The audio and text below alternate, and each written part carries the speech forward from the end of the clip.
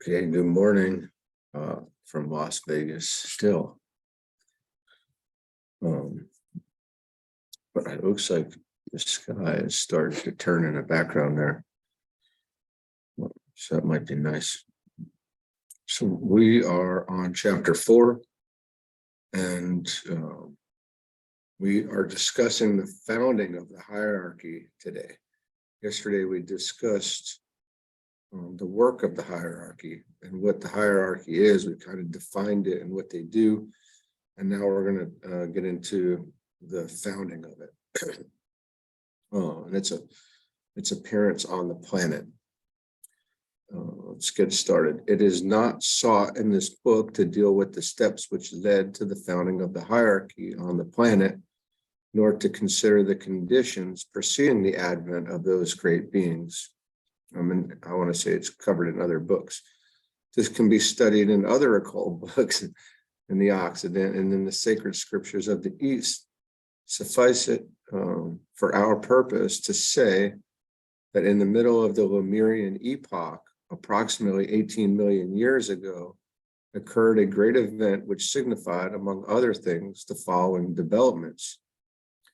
The planetary logos of our Earth scheme, one of the 7 spirits before the throne, took physical incarnation, and under the form of Sanat Kumara, the Ancient of Days, and the Lord of the world, came down to this dense physical planet and has remained with us ever since.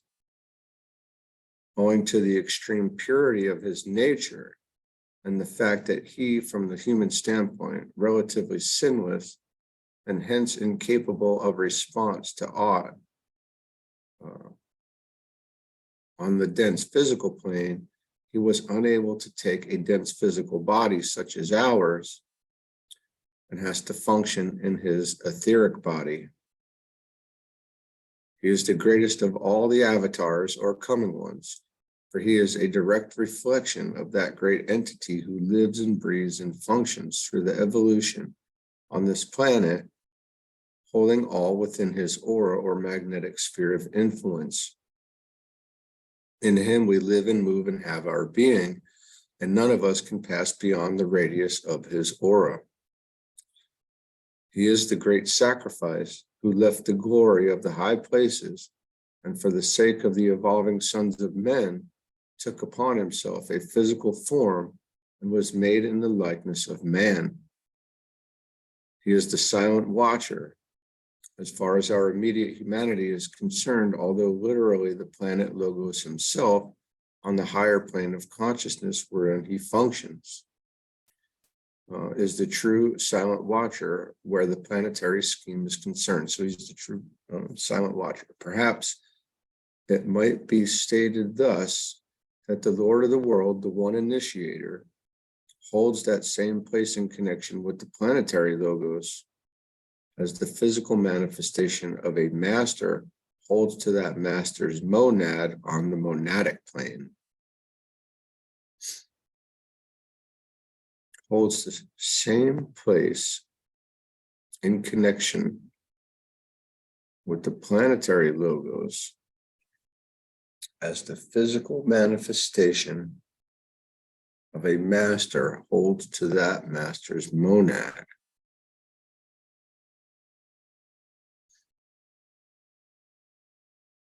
In both cases, the intermediate state of consciousness has been superseded that of the ego or higher self, and that which we see and know is the direct self-created manifestation of pure spirit itself. Hence the sacrifice. It must here be borne in mind that in the case of Sanat Kumara, there is a tremendous difference in degree, for his point in evolution is as far in advance of that of an adept as that adept's is in advance of animal man. This will be somewhat elaborated in the next section of our thought.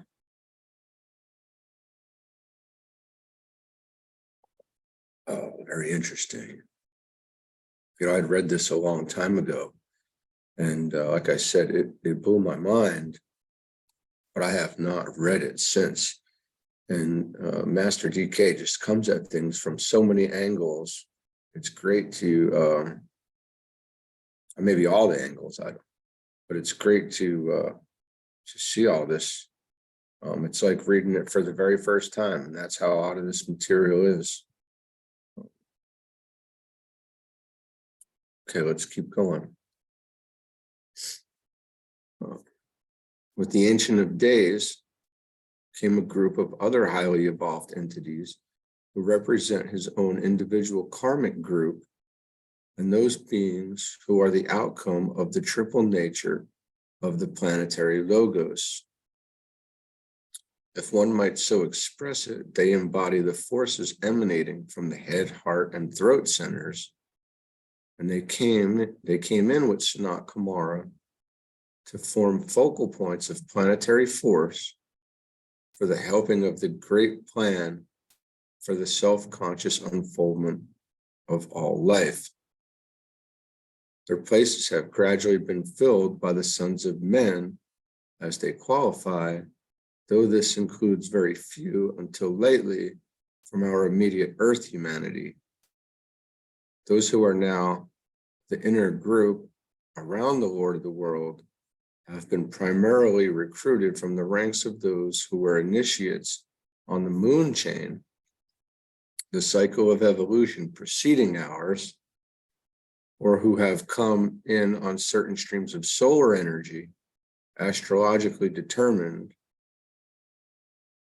from other planetary schemes, yet those who have triumphed in our own humanity are rapidly increasing in number and hold all the minor offices beneath the central esoteric group of 6, who the Lord of the world form the heart, who with the Lord of the world form the heart of the hierarchical effort. Let's see what the immediate effect of the hierarchy is here. It's on kind of onto the next section a little bit. The result of their advent millions of years ago was stupendous, and its effects are still being felt. Those effects might be enumerated as follows. The planetary logos on his own plane was enabled to take a more direct method in producing the results he desired for working out his plan. As is well known, the planetary scheme with its dense globe and inner subtler globes is the planetary logos, is to the planetary logos what the physical body and its subtler bodies are to man.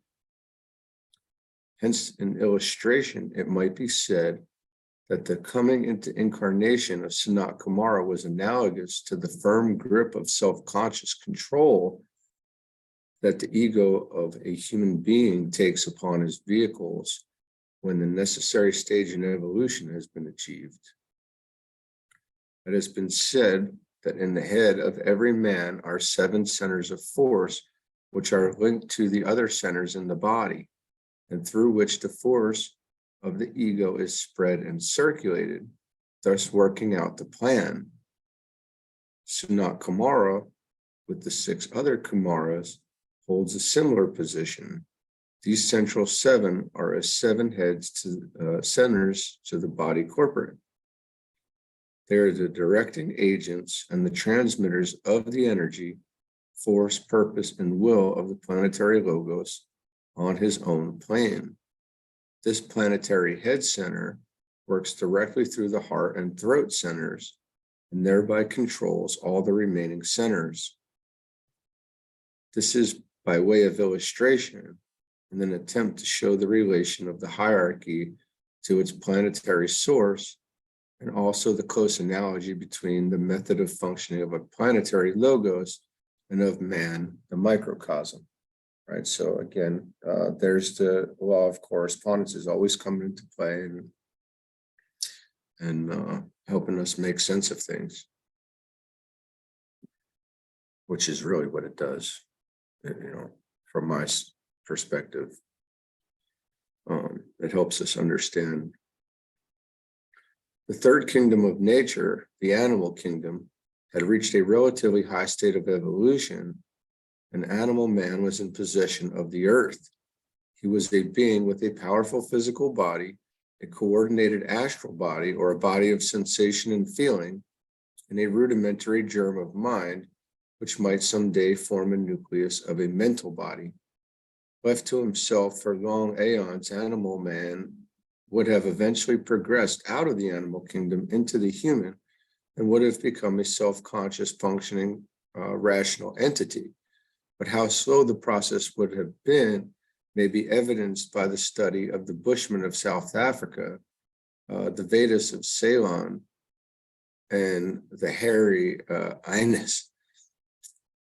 The decision of the planetary logos to take a physical vehicle produced an extraordinary stimulation in the evolutionary process, and by his incarnation and the methods of force distribution he employed, he brought about in a brief cycle of time what would otherwise have been inconceivably slow. The germ of mind in animal man was stimulated. The fourfold lower man, physical body in its dual capacity and etheric and dense.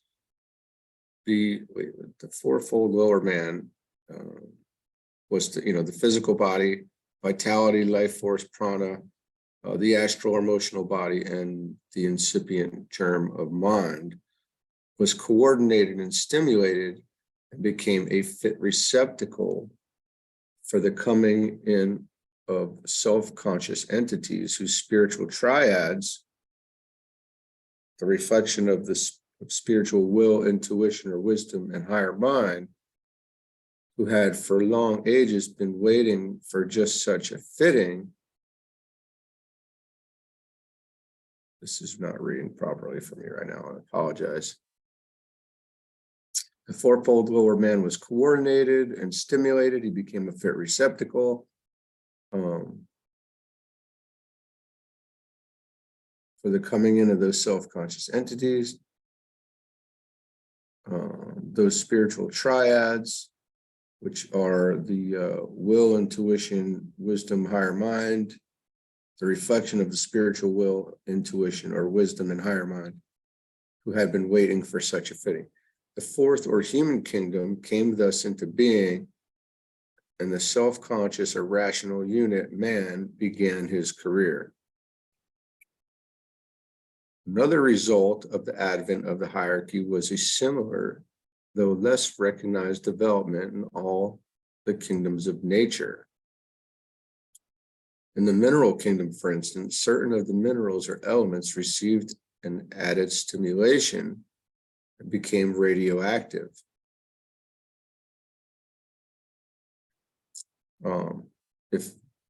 If you haven't been into the Ageless Wisdom much, radioactivity comes up quite a bit, right? And I think we might have mentioned it one time before, and if not, it was definitely in white magic. It's definitely in white magic, but you become 25% more radioactive and 50%, and then it continues on. But here is talking about this facilitated the bridging between the vegetable and animal kingdoms, just as the radioactivity of minerals is the method of bridging the gulf between the mineral and the vegetable. In due course of time, scientists will recognize that every kingdom in nature is linked and entered when the units of that kingdom become radioactive. But it is not necessary for us to digress along these lines. A hint suffices for those who have eyes to see and the intuition to comprehend the meaning conveyed by terms which are handicapped by having a purely material connotation. If I could say something about that, it would just be, radiation. I would call it light and energy. And there's songs written about it. I think Imagine Dragons literally wrote a song about it. And he says, I'm half human or something, or something to that effect. In Lemurian days, after the great descent of the spiritual existences to Earth, the work they planned to do was systematized. Offices were apportioned, and the process of evolution and all the departments of nature were brought under the conscious, wise guidance of this initial brotherhood. The hierarchy of brothers of light still exists, and the work goes steadily on. They are all in physical existence, either in dense physical bodies, such as many of the masters employ, or in etheric bodies, such as the more exalted helpers of the Lord of the world occupy. It is of value for men to remember that they are in physical existence, and to bear in mind that they exist upon this planet with us, controlling the destinies, guiding its affairs, and leading all its evolution onto an ultimate perfection. The central home of this hierarchy is Shambhala, a center in the Gobi Desert called in the ancient books the White Island. It exists in etheric matter, and when the race of men on earth have developed etheric vision, its location will be recognized and its reality admitted. The development of this vision is rapidly coming to pass, as may be seen from the newspaper. Excuse me. From the newspapers and the current literature of the day, but the location of Shambhala will be one of the latest etheric sacred spots to be revealed, as it exists in the matter of the second ether. Several of the masters in physical bodies dwell in the Himalayan mountains in a secluded spot called Shingatse, far from the ways of men, but the greater number are scattered all over the world, dwelling in different places in the various nations, unrecognized and unknown, yet forming each in his own place a focal point for the energy of the Lord of the world, and proving to his environment a distributor of the love and wisdom of the deity.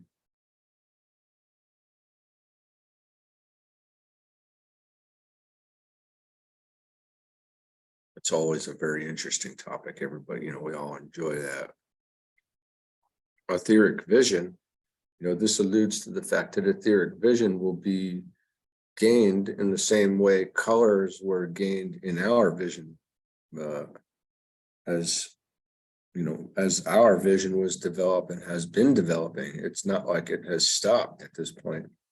It's still, things are still becoming, the apparatus is still becoming more sensitive. The opening of the door of initiation, and I take that for granted because it's just, if we hadn't mentioned it before, I just take a lot of that evolutionary aspects for granted. That's what's happening. This is just the way that it's going, and it makes perfect sense if you've studied the evolution to date of the human, vehicle, which is discussed really well in a book called Twin Dimensions, Physics of Consciousness. There's a handful of books that are really great that kind of catch us up to how things evolved in the past, and where you can see that etheric vision would be next, right? Or along the line somewhere. All right, let's see. The opening of the door of initiation. It is not possible to touch upon the history of the hierarchy during the long ages of its work beyond mentioning certain outstanding events of the past and pointing out certain eventualities. For ages after its immediate founding, the work was slow and discouraging. Thousands of years came and went, and races of men appeared and disappeared from the earth before it was possible to delegate even the work done by initiates of the first degree to the evolving sons of men. But in the middle of the fourth root race, the Atlantean, an event occurred which necessitated a change for innovation in the hierarchical method.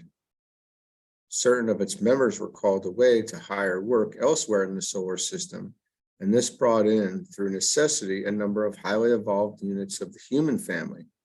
In order to enable others to take their place, the lesser members of the hierarchy were all moved up a step, leaving vacancies among the minor posts. Therefore, three things were decided upon in the council chamber of the Lord of the world. One, to close the door through which animal men passed into the human kingdom, permitting for a time no more monads on the higher plane to appropriate bodies.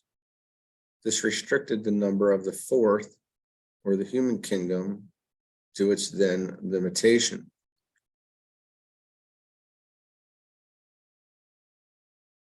To open another door and permit members of the human family who are willing to undergo the necessary discipline and to make the required stupendous effort to enter the fifth or spiritual kingdom.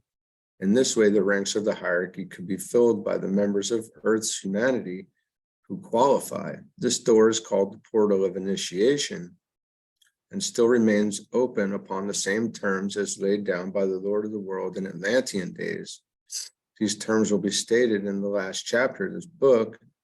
The door between the human and animal kingdoms will again be open during the next great cycle, or round, as it's called in some books. But as this is several million years away from us at this time, we are not concerned with it. It was also decided to make the line of demarcation between the two forces of matter and spirit clearly defined. The inherent duality of all manifestation was emphasized with the aim in view of teaching men who want to liberate themselves from the limitation of the fourth or human kingdom and thus pass on into the fifth or spiritual. The problem of good or evil, light or darkness, right or wrong, was enunciated solely for the benefit of humanity and to enable men to cast off the fetters which imprison spirit and thus achieve spiritual freedom. This problem exists not in the kingdoms below man, nor for those who transcend the human. Man has to learn through experience and pain the fact of the duality of all existence. Having thus learned, he chooses that which concerns the fully conscious spirit aspect of divinity and learns to center himself in that aspect. Having thus achieved liberation, he finds indeed that all is one, that spirit and matter are a unity, not existing save that which is to be found within the consciousness of the planetary logos and in wider circles within the consciousness of the solar logos. That's definitely something to look through and read again. Let's see here. The problem of the passage, the problem of good or evil, light or darkness, right or wrong, was enunciated solely for the benefit of humanity and to enable men to cast off the fetters which imprison spirit and thus achieve spiritual freedom. I need to save this. You're gonna have to forgive me. I'm trying to take notes.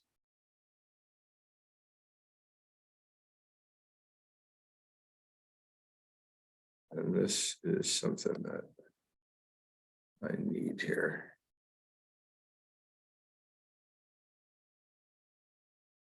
Just don't want to miss any of them. Okay. The hierarchy thus took advantage of the discriminative faculty of mind, which is the distinctive quality of humanity, to enable him, through the balancing of the pairs of opposites, to reach his goal and to find his way back to the source from whence he came. This decision led to that great struggle which distinguished the Atlantean civilizations. Okay, so we kind of see that, we want things to move faster. That's all how I'm reading this, right? Things can take, things can go at their own pace, but it would take amount of time that we can't even, comprehend. So we've got help, and it's being sped up. And this is good, right? This decision led to that great struggle which distinguished the Atlantean civilization and which culminated in the destruction called the flood, referred to in all the scriptures of the world. The forces of light and the forces of darkness were arrayed against each other, and this for the helping of humanity. And I think we're seeing that again now. The struggle still persists. It's funny how this works out. It's always in the next line. On every side in that world war, two groups were to be found: those who fought for an ideal as they saw it, for the highest that they knew, and those who fought for material and selfish advantage. In the struggle of these influential idealists or materialists, many were swept in who fought blindly and ignorantly, being thus overwhelmed with racial karma and disaster.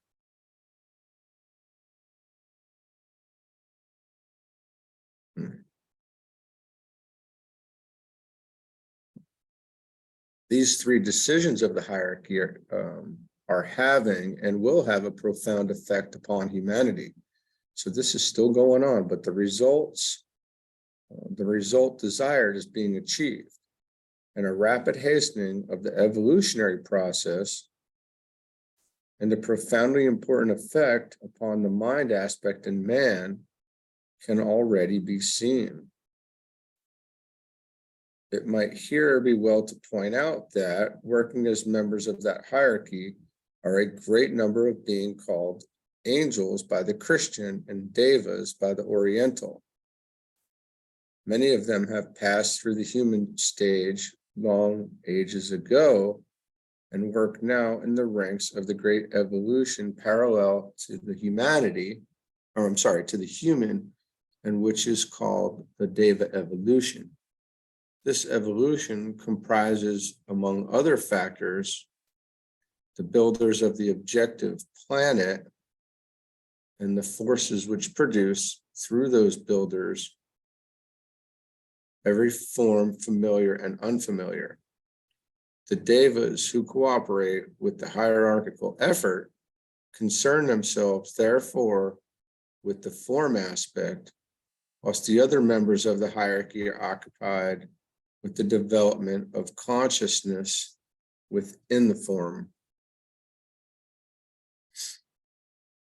Okay, and we're going to stop there, and I guess we just kind of watched the sun come up. I guess it's not completely up yet, but I know it's pretty cool. That's the end of chapter 4, and we will do chapter 5 tomorrow. Lots to think about, some good stuff, some very profound stuff scattered through there. Thinking about the microcosm, and I'll be thinking about the 7 head centers and how they're related to the other centers, and how it's related to the larger, to the macrocosm. That's what I'm going to probably try to, that's what I'll try to keep in my mind throughout the day as I'm working here at this trade show.